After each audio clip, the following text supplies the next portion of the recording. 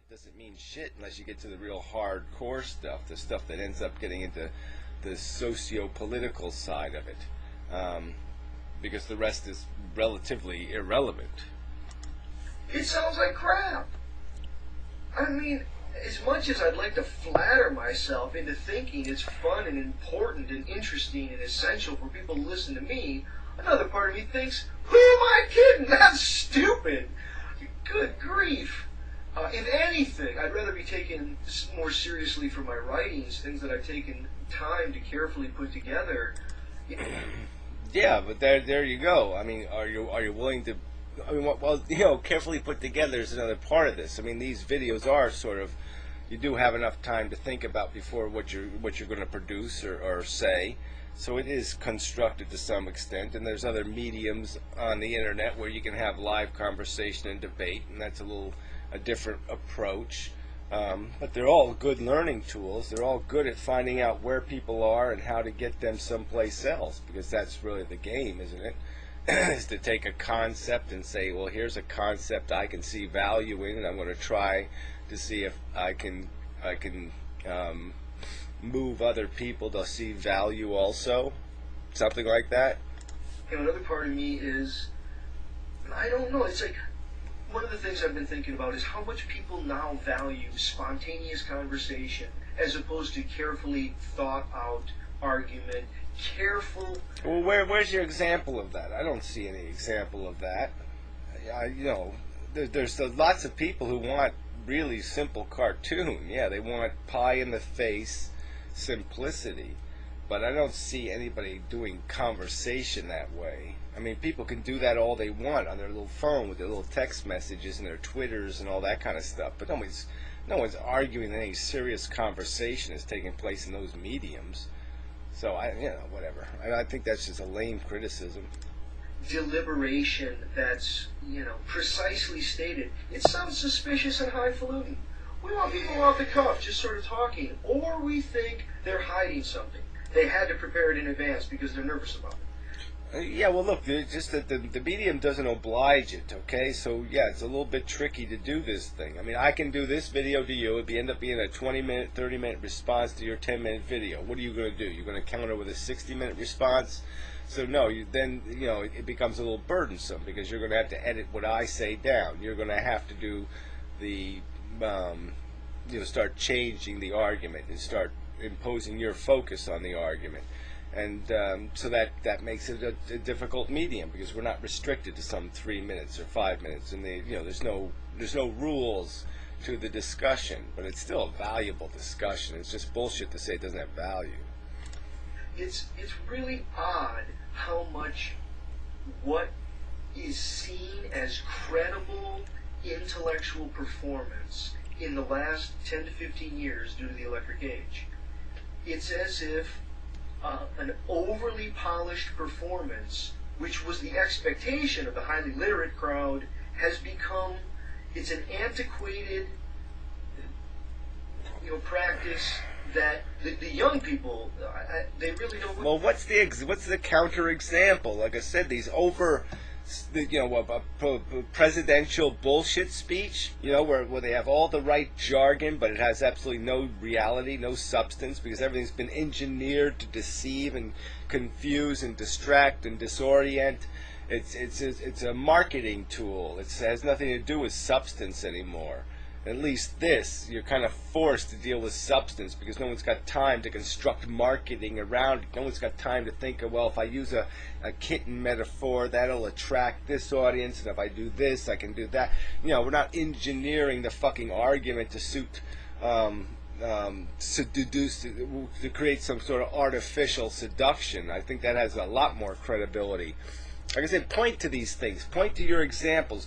Point to the negative, modern example, and then point to the archaic, old, perfect, wonderful thing that you think we've lost. Point to these two things, so at least I have something real to critique besides your ambiguous, oh, damn, I wish things were the way they used to be. They're very suspicious. They want images, which are not written at all, and they want oral word. They want spontaneous interaction accompanied with images. And when I see, it's not just YouTube. I mean, it's the ridiculous waste of time. Like, of all the things you could be doing, of all of the ways that you could be taking care of your family, loving a neighbor, some way growing yourself, capacitating yourself, fundamentally applying what it is that you're knowing, right? I mean, Thayer used to say everything. Oh God! You know what did you just say there? What exactly did you say? You didn't say a goddamn thing. You know what exactly? How exactly do you think people should be living? What exactly is their lifestyle supposed to be? You know, work all day and sleep all night. You know, was that it, or what's the what are you arguing for? That their entertainments have to fit your mold, or that they have to enjoy ballet or something? I mean, what the fuck's the argument? You know that you can't use to perfect your life is evil. It's an evil to just sit and accumulate knowledge and not use it. I think it's one thing if someone is here on. Yeah, well, exactly, but that's really hard. Like I said, useful knowledge nowadays is a little hard to come by. I mean, there's lots of people that can do lots of things that really don't have any value because it's already we've already invented it, so to speak. I mean, especially when it comes to the arts. You know, you're not going to do something new. You know, rarely something of real value is going to be able to. You know, it's because there's so much you're competing with. There's such a reservoir. And again, so my argument to you would be is that unfortunately life gets a little stale when you're just a specialist and all you have is specialty knowledge, and you fill in your little blank in a bigger picture, but you don't get to claim ownership of the bigger picture anymore. You don't get to be the inventor anymore. You just get to be a little wheel in the cog of the machine of invention, and so the dynamic has changed, and that's just a fucking reality, and it's an unpleasant one.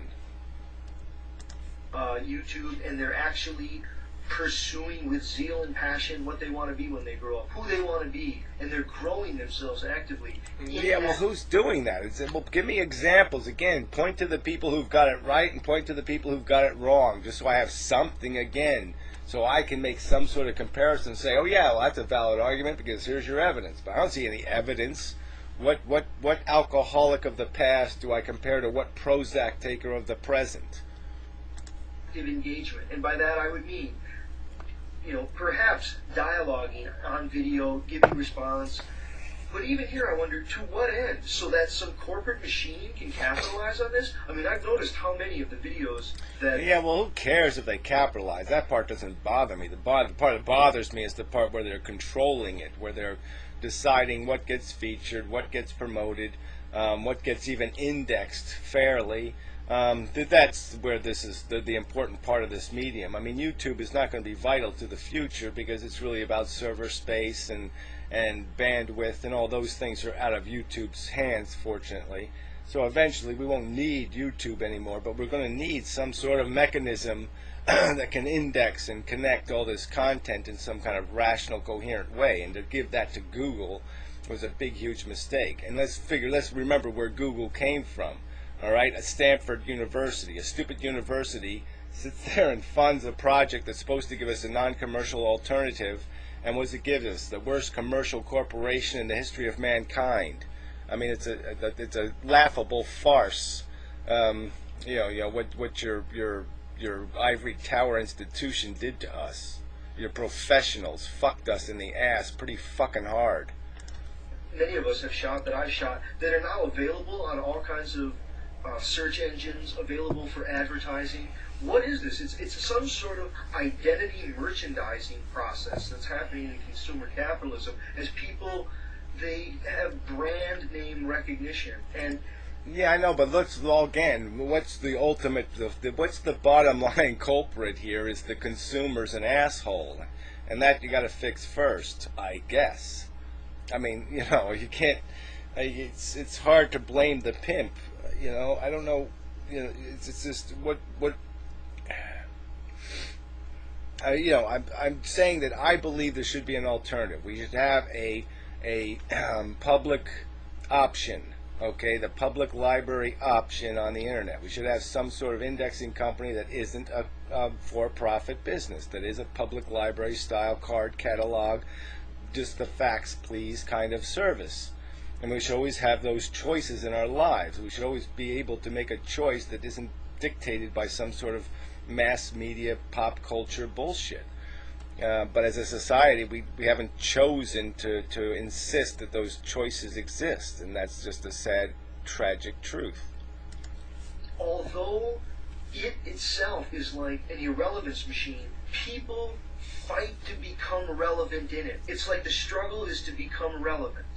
In other words, it's an irrelevance machine, and the more that you can try to become relevant, it's like the better you feel. You have more subscribers, you have more connections, more views, maybe they start to get promoted. Somehow you feel relevant. But what you've had to do is, you've had to turn yourself into a commercial for other people to commercialize on.